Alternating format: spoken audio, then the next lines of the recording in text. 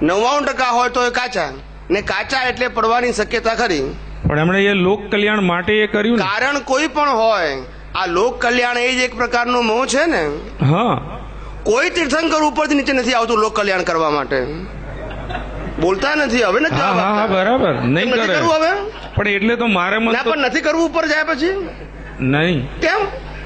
એની પાસે કરવું હોય તો બોડી ક્યાં છે? કારણ કે આ આધ્યાત્મની અંદર જગત કલ્યાણની વ્યાખ્યા અજ્ઞાનીઓએ અપભ્રંશ કરી નાખી. થવાનું હતું કલ્યાણ સ્વરૂપ, અને આ વાક્યને મરડીને લઈ ગયા લોક જગત કલ્યાણમાં. કલ્યાણ સ્વરૂપ થવાનું હતું, જે કલ્યાણ કરવા ગયા ત્યારથી આ કળિયુગ ફૂલ્યો ફાલ્યો. શું કીધું? કલ્યાણ સ્વરૂપ થવાનું હતું. તીર્થંકર માતાના ગર્ભમાંથી જન્મે તે નિર્વાણ થાય ત્યાંથી 1 સેકન્ડ માટે એક જીવનું કલ્યાણ કરવા માટે પ્રયત્ન કરતા નથી. બરાબર. માતાના ગર્ભમાંથી જન્મે તે નિર્વાણ સુધી એક સમય માટે એક જીવનું કલ્યાણ કરવા માટે શું નથી કરતા? તો એ તૈયારી કરતા નથી.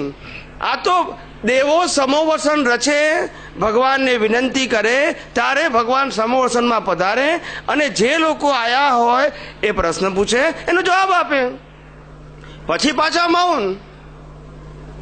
સમોવસન ના હોય ત્યારે બોલે નહીં. તો અનેક લોકોના આ કલ્યાણ તો હોય છે. એમ નહીં કે હવે ઓવર ટાઈમ કરીએ આપણે, કલ્યાણ જ કરવું છે ને. ના, એ કરવા ના કરવાના પદથી બિયોન્ડ હોય. આ કરવા વાળા એ કળિયુગની પેદાશ છે, સતયુગની નહીં. સતયુગમાં કલ્યાણ સ્વરૂપ જ થવાનું હતું. આ કરવાનો જે પ્રશ્ન આવ્યો એ આ કળિયુગને કારણે આવ્યો, ને એના આધારે આ ધર્મો બાહ્ય રીતે ફૂલ્યા ફાલ્યા. જ્યારે હિન્દુસ્તાનમાં કલ્યાણ સ્વરૂપ થવાનું હતું ત્યારે બાહ્ય ધર્મો ફૂલ્યા ફાલ્યા નતા, પણ જે લોકો કલ્યાણ સ્વરૂપ હતા એ સમર્થ હતા. કેવા હતા? સમર્થ. કારણ કે એની શક્તિઓ બહાર ડાયવર્ટ થયેલી નથી, અને એમનું સામર્થ્ય એવું હતું કે કોઈ પણ આફત એ બેઠા બેઠા એ દૂર કરવાનું સામર્થ્ય ધરાવતા હતા. બિલકુલ. આજે રહ્યું નહીં, સમજાય છે? કરવા ગયા એટલે કરવાનો સબ્જેક્ટ જે છે એ બૌદ્ધિક પેદાશ છે, હકીકતમાં નથી. આપણે કલ્યાણ સ્વરૂપ થયું આ જ સેન્ટરમાં હોવું જોઈએ, અને તમે કલ્યાણ સ્વરૂપ થઈ ગયા હશો જેટલે લેવલે, એટલું તમે બીજી વ્યક્તિને એ જ કલ્યાણની વાત કરી શકશો. તમારું કલ્યાણ સ્વરૂપ થયું ના હોય અને તમે કલ્યાણ કરવા જાઓ તો શું થાય? સ્વ કલ્યાણ વગર જગત કલ્યાણ શક્ય નથી. સ્વ કલ્યાણ વગર પર કલ્યાણ કેવી રીતે સંભવ થાય? અત્યારે બધાને પર કલ્યાણ જ કરવું છે, સ્વ કલ્યાણની ચિંતા નથી. એટલે તો કીધું કે કુવામાં નથી તો અવળમ ક્યાંથી આવે? ના સમજાયું? અંદર કુવામાં જ ના હોય તો અવળમ ક્યાંથી આવે? એટલે આ જગત કલ્યાણ એક પ્રકારનો અજ્ઞાન મોહ છે, પણ ધાર્મિક અજ્ઞાન મોહ છે. કેવો છે? સવી જીવ કરું શાસન રસીની ભાવના કરી. ધાર્મિક મોહ છે. કેવો છે? પણ યુગે યુગે આ વસ્તુની જરૂર તો ખરા ને. યુગે ગમે તે ટ્રેકે બી. એટલે આ કળિયુગની અંદર આવું જ હોય. આપણે આપણું કામ કાઢી લેવું. આપણે આ કળિયુગના જીવોને અથવા કળિયુગના સ્ટેજને બદલવા નથી આયા, આપણા સ્ટેજને બદલવા આયા છે. ગામ ના વડે ગાડું વડે. કળિયુગ બદલાવાનો નથી, એ આપણું નહીં, કોઈનું સામર્થ્ય નથી. ભગવાન મહાવીરના નિર્વાણ પછી તરત કળિયુગ શરૂ થયો. એ બદલી શક્યા? કોણ બદલી શકે? કાળને કોઈ બદલી શકે?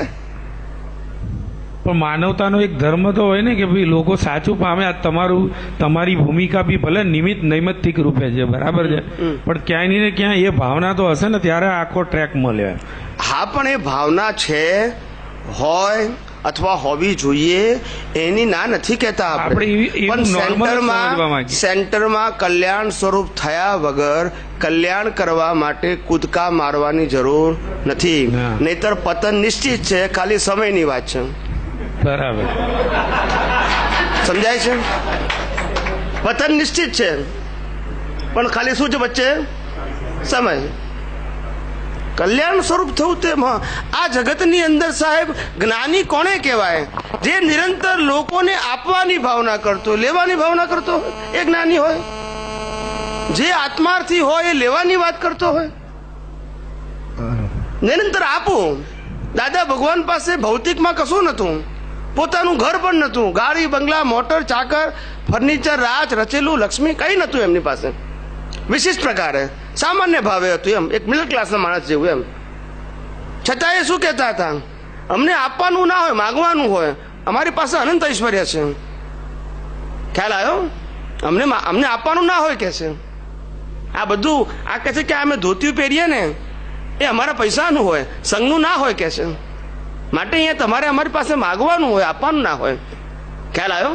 અમારું યાચક પણ ખલાસ થઈ ગયું હોય અને તો જ અમે અયાચક બનીએ. અને અયાચકની સ્થિતિ જ એ કોઈને કંઈ પણ આપવાનું સામર્થ્ય ધરાવે. એટલે એ પોતે આપનારા નથી, એમનું ભિખારી પણ ખલાસ થયું, માટે આ એમનું વચન બળ ઉત્પન્ન થાય છે. શું થાય છે? એમની પાસે કેટલું છે એના આધારે વચન બળ નથી, એમનું યાચક પણ ખલાસ થઈ ગયું, માટે આપવાનું વચન બળ ઉત્પન્ન થયું. એ પોતે આપનારા નથી પણ વચન બળ. અને દાદા ભગવાન કહેતા હતા, અમારી હાજરીમાં અનેક દેવી દેવતાઓ હોય અને અમે કોઈને કે જ્યાં તારું કામ થઈ જશે અમે ના કરીએ, અમારું વચન બળ દેવી દેવતાઓને પાળવું પડે. એ ડ્યુટીમાં જાય. શેમાં જાય? રિક્વેસ્ટમાં ના જાય. કારણ કે દેવી દેવતાઓનું કામ શું છે? લોકોનું હિત કરવું. માટે જ તમને આ પુણ્ય મળી છે, અનુકૂળતા મળી છે. તમારે ઘર બાર ચલાવવાના નથી, બૈરા છોકરાને મોટા કરવાના નથી. સમજાય છે?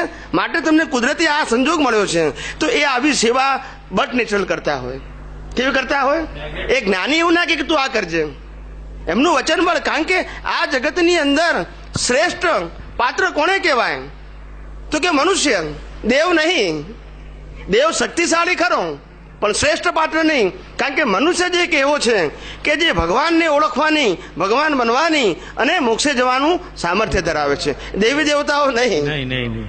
સમજાય છે? અને માટે દેવો જો તમારી અંદર પ્યોરિટી હોય તો એ તમારું કામ કરવા, એટલે તમારું એટલે તમે કહેલી ભાવનાને રૂપકમાં લાવવાનું સામર્થ્ય ધરાવે.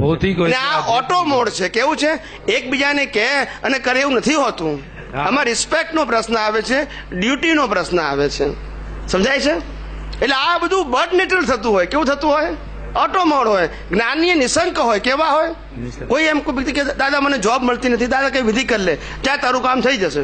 તો દાદા કે નોકરી ખોલવાના નથી કે નોકરી એને અપાવવાના નથી, પણ એમનો અંતરાશય શું છે કે ભાઈ આ જીવ મોક્ષાર્થી છે અને એને બચાવવાને આ મુશ્કેલી છે, તો મુશ્કેલી દૂર થાય, આ મારો ભાવ છે, એમાં કોઈ સ્વાર્થ નથી.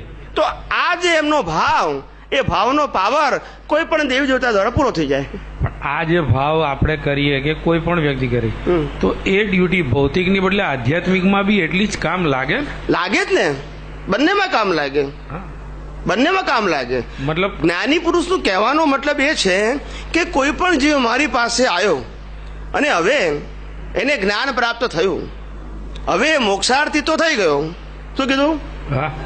પણ સંસાર તો છે અને સંસાર હોવાથી કેટલાક પ્રશ્નો એવા પણ હોય કે જે પોતે સોલ્વ જાતે ન કરી શકે, એવા આવે ને સંજોગો. હવે કોની પાસે જાય? હું તમારા શરણે આવ્યો છું કે છે, બરાબર છે, સર્વસ્વ અમારું સમર્પણ કરી નાખ્યું, મન વચન કાયા ભાવ કર્મ નો કર્મ દ્રવ્ય કર્મ નામ અને નામની માયા શું કરી? સમર્પણ કરી. હવે મારે પ્રશ્ન આવે તો કોની પાસે જવું? ભૂત ભવા પાસે જવું? જ્યોતિષ પાસે જવું? કોની પાસે જવું? તમારી જ પાસે આવું ને. માટે દાદા કહેતા હતા કે અમારા શરણે આવેલો હોય એની અમે સંપૂર્ણ જવાબદારી લઈએ છીએ. બિલકુલ બરાબર. ફક્ત તમને વિશ્વાસ હોવો જોઈએ. સમજાય છે? અમારે સમર્પણમાં કશું લેવું નથી. તમારી અંદર રહેલી નબળાઈઓ એ અમને સોંપી દો. શું કે છે? અને તમારી અંદર રહેલું સામર્થ્ય પ્રગટ કરો. આના સિવાય જ્ઞાની કંઈ કહેવા માંગતા નથી. એ કશું આપતા નથી ને કશું લેતા નથી, પણ તમારી અંદર રહેલી જે નબળાઈને આધારે જે સાયકોલોજી ઇફેક્ટ છે કે હું હેન્ડીકેપ છું, આમ નથી કરી શકતો, આમ નથી કરી શકતો, મને આવું થાય છે, એ બધામાંથી કમાઉટ થાવ. તમે એવા ખરેખર નથી. આ સંજોગો પોતે કઈ રીતે હલાવી શકે? એનું અસ્તિત્વ જ ટેમ્પરરી છે. તમારું અસ્તિત્વ પરમેનન્ટ છે. એ પરમેનન્ટની હાજરીમાં ટેમ્પરરી વાળો સંજોગ તમને હલાવી કેવી રીતે શકે? પણ તમારી અંદર રહેલી જે નબળાઈ છે સાયકોલોજી, એ તમને હલાવી નાખે છે અને એમાંથી અમે તમને બહાર કાઢવા માંગીએ છીએ. શું કરીએ છીએ?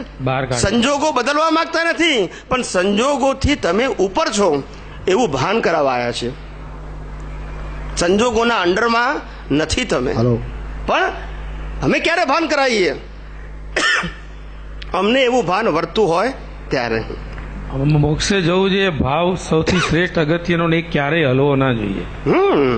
કોઈ પણ નાની મોટા વ્યાકરણમાં પડવા કરતા આ બોડી અને આ સ્ટેજ અને આ યુગમાં મોક્ષની ખાલી ને ખાલી ભાવના મજબૂત રાખો કોઈ પણ ક્ષેત્રમાં. મોક્ષની એ ભાવના બહુ તો બાકીના કામ બે જ ઓટોમેટિક વસ્તુ રાખવાનું છે.